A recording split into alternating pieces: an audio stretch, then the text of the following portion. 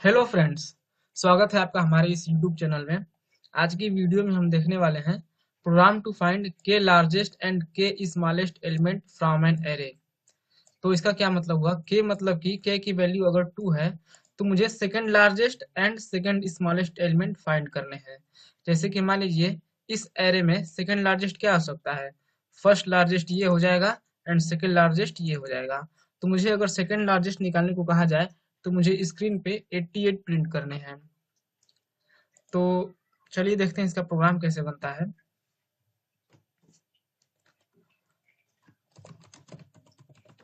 सबसे पहले मैं एक लार्जेस्ट नाम का वेरिएबल बना लूंगा।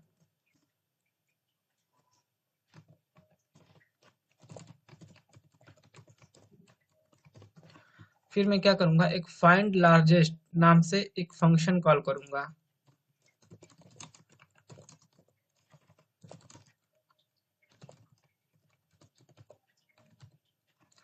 इसको मैं गेट लार्जेस्ट कह देता हूँ।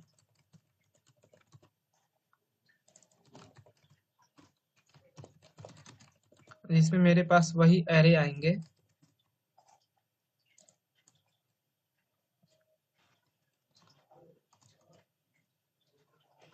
और यहाँ से जो लार्जेस्ट वैल्यू निकल के आएगी वो इस लार्जेस्ट में स्टोर हो जाएगी। फंक्शन एक लार्जेस्ट वैल्यू रिटर्न करेगा, वही लार्जेस्ट वैल्यू हमें मिल जाएगी। मैं क्या करूंगा,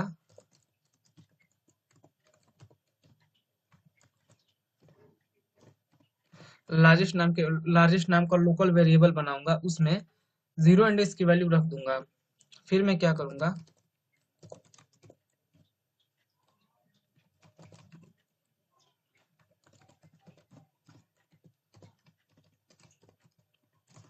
एक लूप चला लेंगे इंडेक्स 1 से, क्योंकि जीरो पे तो मेरे पास ऑलरेडी वैल्यू है, जीरो की वैल्यू, तो मुझे 1 से कंपेयर करना है।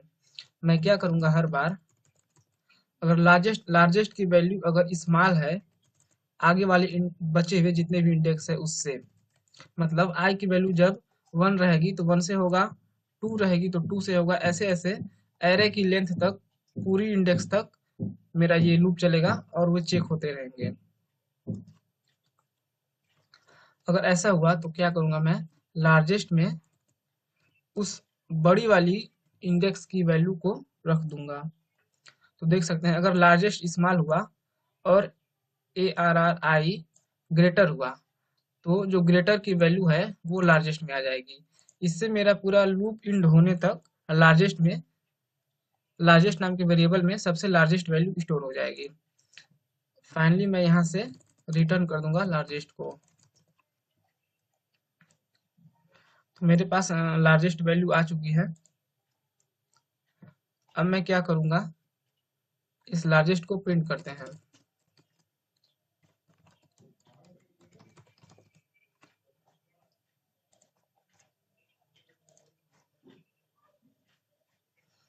लार्जेस्ट वैल्यू मेरे पास आ गई 124, बट मुझे तो सेकंड लार्जेस्ट निकालना है, तो मुझे इस फंक्शन को 2 बार कॉल करना पड़ेगा।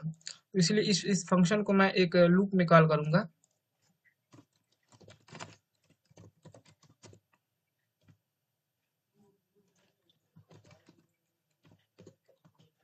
के की वैल्यू 2 है तो 2 टाइम कॉल होगी, 3 है तो 3 टाइम्स कॉल होगी।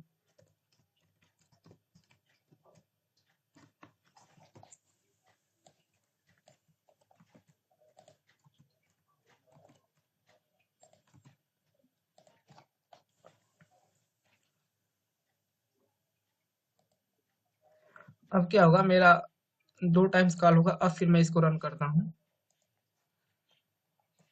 फिर भी 124 आ रहा है। ऐसा क्यों? क्योंकि फर्स्ट टाइम पे जब ये फंक्शन कॉल हुआ था तो 124 लार्जेस्ट वैल्यू थी, उसने रिटर्न कर दिया 124। फिर सेकेंड टाइम पे भी क्या हुआ कि इसी 124 को इसने कंसीडर कर लिया। तो मुझे क्या करना पड़ेगा, कुछ ऐसा तरीका देखना पड़ेगा जिससे सेकेंड टाइम जब फंक्शन कॉल हो या फिर जब इस लार्जेस्ट वैल्यू को यूज कर लिया जाए तो इसको फिर दोबारा लूप के टाइम पे यहाँ पे चेक ना हो। इसलिए मुझे 124 को कुछ निगेटिव वैल्यू या ऐसी कुछ वैल्यू से इनिशियलाइज करना पड़ेगा जिससे कि ये 124 दोबारा कंसीडर ना हो।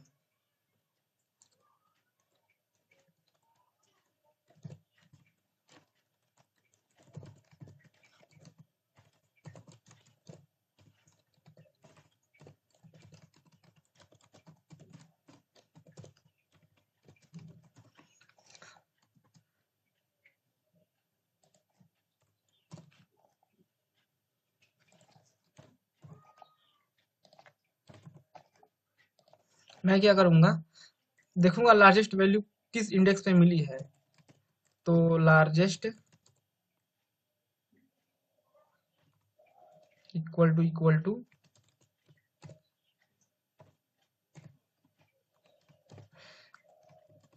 इससे क्या होगा, लार्जेस्ट जिस इंडेक्स पे मिली होगी उस इंडेक्स से ये मैच कर जाएगा। और मुझे क्या करना है, उसी इंडेक्स पे -1 स्टोर कर देने हैं। इससे क्या होगा, फर्स्ट टाइम पे जब फंक्शन कॉल होगा तो लार्जेस्ट की वैल्यू 124 रिटर्न होगी। फिर क्या होगा, ये लूप चलेगा। ये लूप कब तक चलेगा, जीरो इंडेक्स से लेके n-1 तक चलेगा। फिर इसके बाद लार्जेस्ट में देखेगा क्या लार्जेस्ट इक्वल टू ARR है। आई की वैल्यू, जे की वैल्यू जब जीरो रहेगी तो इससे कंपेयर होगा।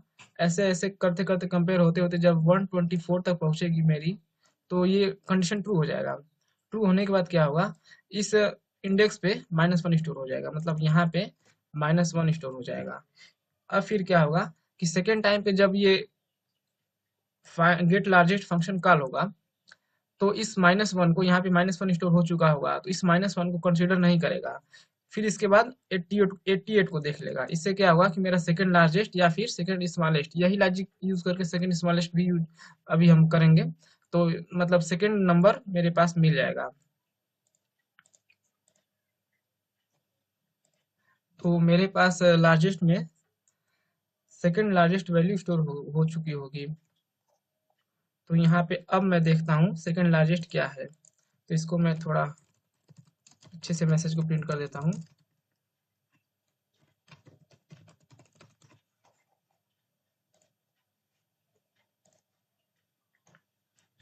Second largest is 88। आप देख सकते हैं फर्स्ट लार्जेस्ट ये है, सेकंड लार्जेस्ट ये है। तो मुझे हर बार फंक्शन कॉल करने के बाद उस जो लार्जेस्ट वैल्यू है उस इंडेक्स पे जाके मुझे इसको -1 करना पड़ेगा। आप इसको कुछ किसी और वैल्यू से भी इनिशियलाइज कर सकते हैं। तो मैंने यहाँ -1 से किया है ताकि फिर दोबारा इसको कंसिडर ना किया जा सके। तो ये रहा लार्जेस्ट का। अब मैं देखते हैं स्मॉलेस्ट का क्या हुआ। स्मॉलेस्ट का भी सेम ही लॉजिक रहने वाला है। इसको मैं स्मॉलेस्ट बना देता हूँ।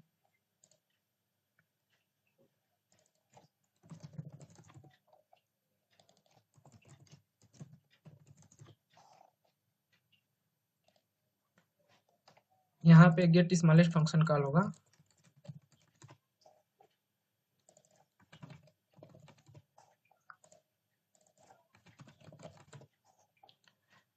फिर मैं यहाँ देखूंगा स्मॉलेस्ट अगर ग्रेटर है तो क्या मुझे करना पड़ेगा, स्मॉलेस्ट में स्मॉल वाली वैल्यू स्टोर करनी पड़ेगी। तो स्मॉलेस्ट अगर ग्रेटर है तो स्मॉलेस्ट में star value small value store कर दो और यहाँ से स्मॉलेस्ट को रिटर्न कर दो।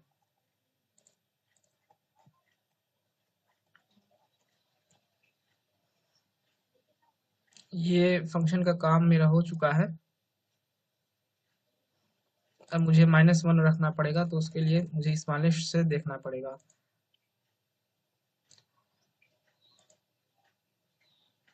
यहाँ पे क्या होगा, स्मॉलेस्ट में मैं रख दूंगा -1। अगर कर दिया तो यहाँ पे क्या होगा कि -1 तो स्मॉलेस्ट हो जाएगा तो ये दोबारा मतलब कि ये इसको कंसिडर कर लेगा। तो इससे मुझे क्या करना पड़ेगा, यहाँ पे मुझे इंटीजर डॉट मैक्स वैल्यू रखनी पड़ेगी। इससे क्या होगा, मेरा जो स्मॉलेस्ट इंडेक्स है वहाँ पे मैक्सिमम वैल्यू आ जाएगी। ये एक इंटीजर क्लास है जिसके अंदर मैक्स वैल्यू नाम का एक प्रॉपर्टी है। इसको यूज करने से मेरे पास उस इंडेक्स पे मैक्सिमम वैल्यू आ जाएगी, जिससे कि दोबारा इस कंपैरिजन में इसको कंसीडर नहीं किया जाएगा। तो देखते हैं इसका आउटपुट क्या आता है। यहाँ पे भी मुझे स्मॉलेस्ट करना ही पड़ेगा।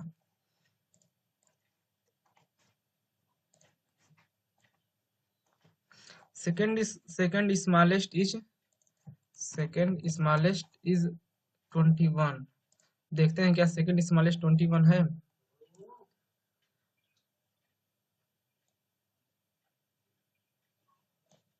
फर्स्ट स्मॉलेस्ट क्या है, 12 एंड सेकंड स्मॉलेस्ट क्या है, 21। तो आउटपुट बिल्कुल सही आ रहा है, आप लोग देख सकते हैं। इसमें भी सेम लॉजिक हुआ है लार्जेस्ट की तरह। तो आपको अगर इसमें कोई भी डाउट है तो आप मुझे कमेंट कर सकते हैं। कोई स्पेसिफिक लाइन ऑफ कोड समझ में नहीं आया है तो आप मुझे कमेंट कर सकते हैं। मैं इसका सॉल्यूशन जरूर प्रोवाइड करूंगा। Thank you for watching this video.